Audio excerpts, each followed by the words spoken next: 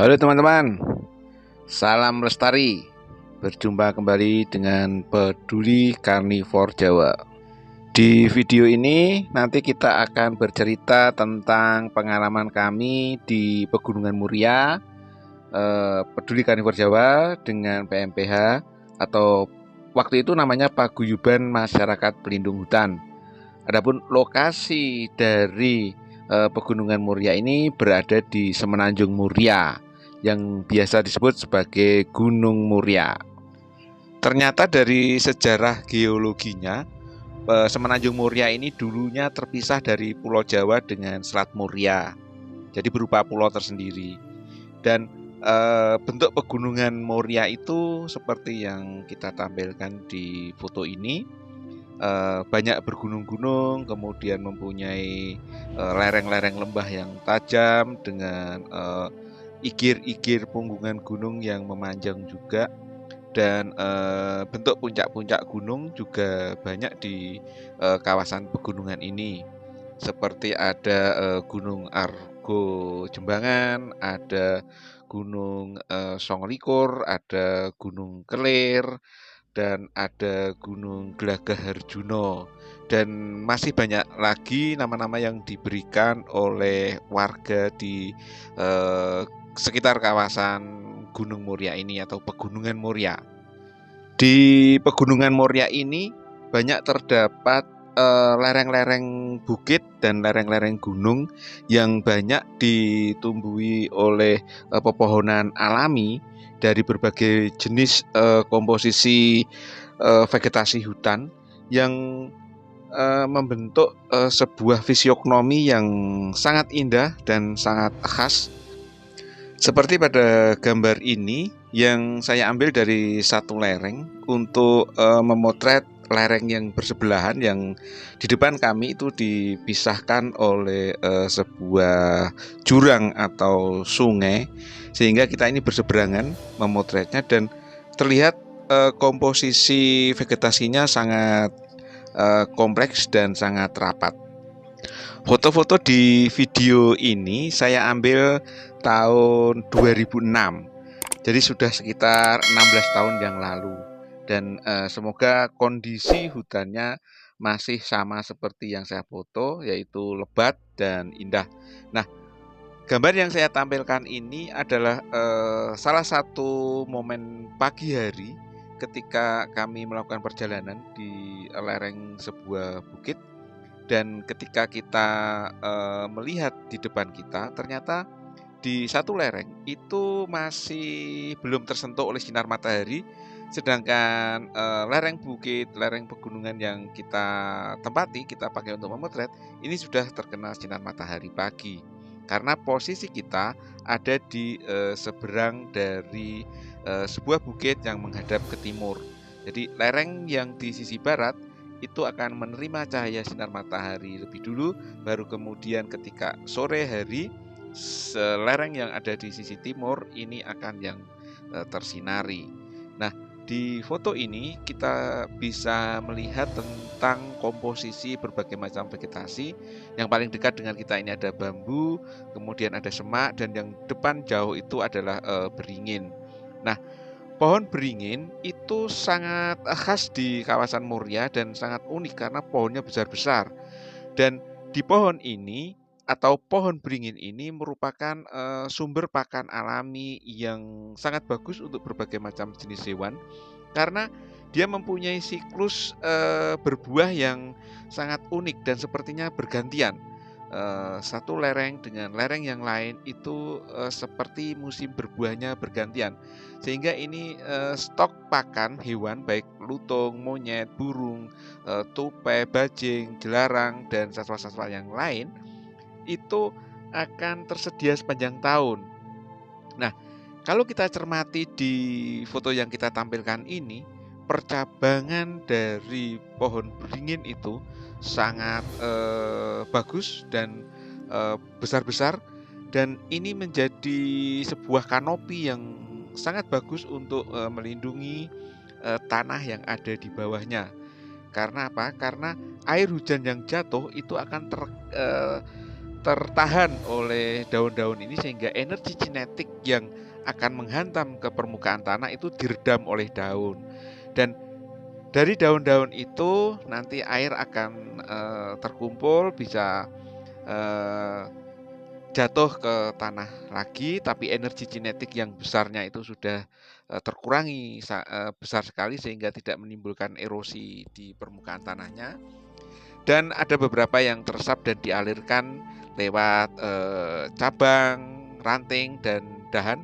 Ini yang kita tampilkan adalah salah satu contoh dari dahan pohon beringin yang sudah sangat besar dan bagus untuk tempat persembunyian karnivor besar, khususnya macan tutul ataupun macan kumbang.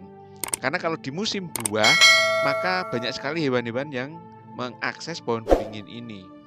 Nah, kanopi pohon beringin kalau kita lihat dari bawahnya itu akan semacam ini. Jadi cenderung gelap, sinar matahari akan teredam. Dan ketika musim buah tadi yang saya ceritakan, maka akan banyak monyet, lutung, dan satwa-satwa lain yang mengakses di pohon ini. Dan ini adalah waktu yang bagus juga buat karnivor, contohnya macan tutul maupun macan kumbang, berburu dan mendapatkan mangsa dari hewan-hewan yang mengakses pohon beringin.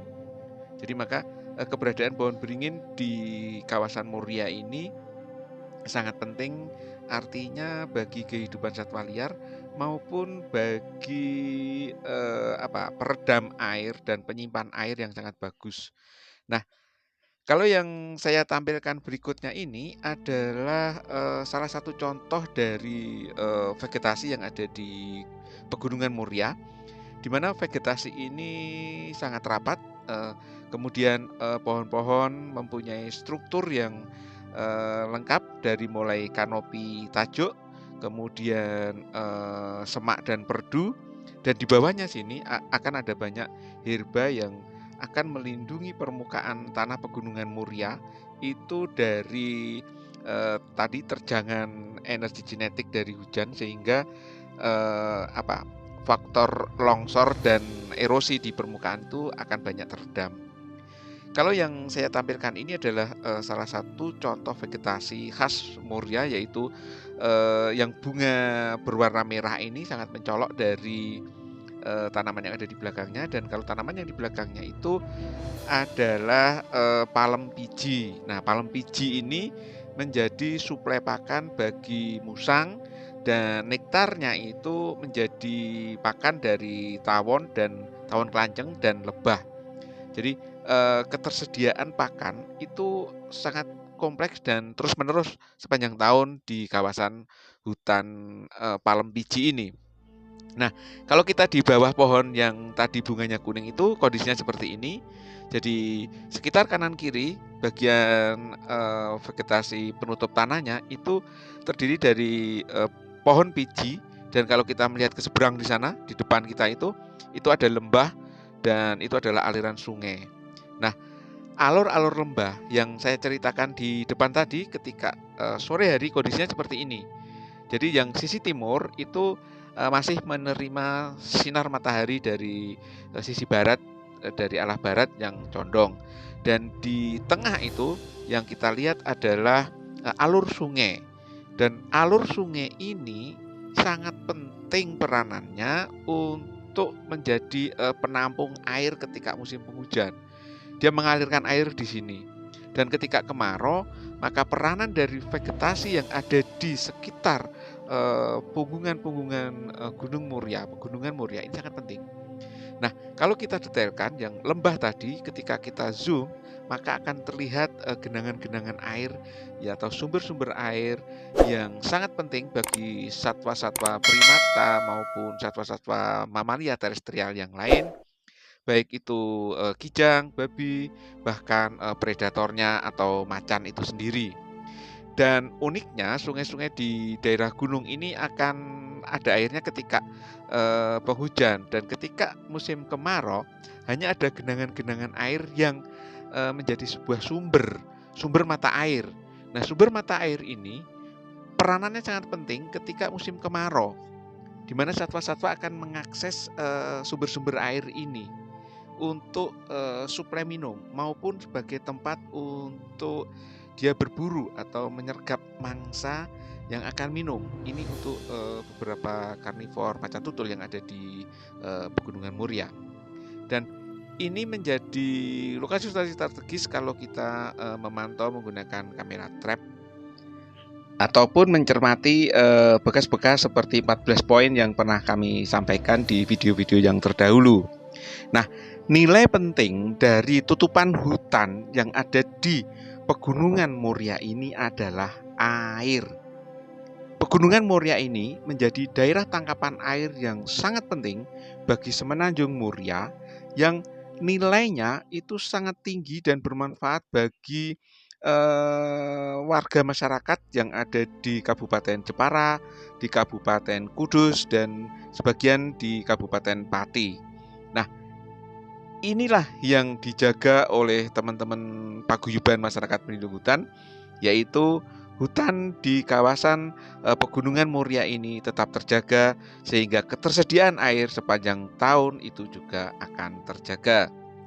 Jadi bisa kita lihat di peta ini, Semenanjung Muria yang ketersediaan airnya sangat tergantung dengan Pegunungan Muria yang tertutupi oleh vegetasi yang harus tetap dijaga supaya daerah tangkapan airnya bagus.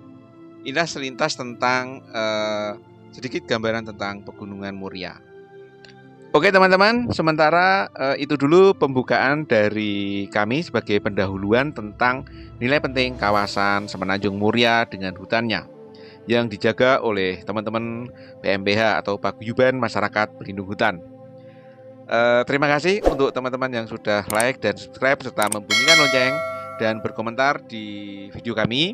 Nah, untuk berikutnya ke depan kita akan tampilkan video tentang pengukuhan PMPH di Taman Seni Nasional tanggal 6 Juni tahun 2006. Sekali lagi terima kasih dan salam lestari.